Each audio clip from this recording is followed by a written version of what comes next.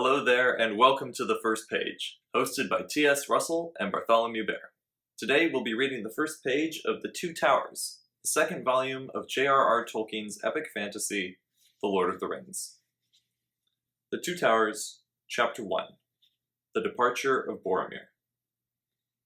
Aragorn sped on up the hill. Every now and again he bent to the ground. Hobbits go light, and their footprints are not easy even for a ranger to read. But not far from the top, a spring crossed the path, and in the wet earth he saw what he was seeking. I read the signs aright, he said to himself. Frodo ran to the hilltop. I wonder what he saw there. But he returned by the same way and went down the hill again. Aragorn hesitated. He desired to go to the high seat himself, hoping to see there something that would guide him in his perplexities. But time was pressing.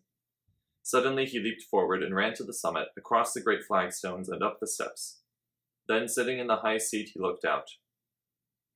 But the sun seemed darkened, and the world dim and remote.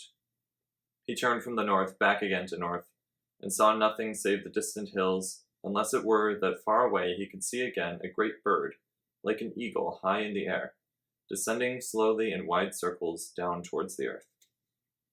Even as he gazed, his quick ears caught sounds in the woodlands below, on the west side of the river. He stiffened. There were cries, and among them, to his horror, he could distinguish the harsh voices of orcs. Then suddenly, with a deep-throated call, a great horn blew, and the blasts of it smote the hills and echoed in the hollows, rising in a mighty shout above the roaring of the falls. "The horn of Boromir!" he cried. "He is in need!"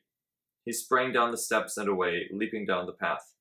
"Alas, an ill fate is on me this day, and all that I do goes amiss. Where is Sam?"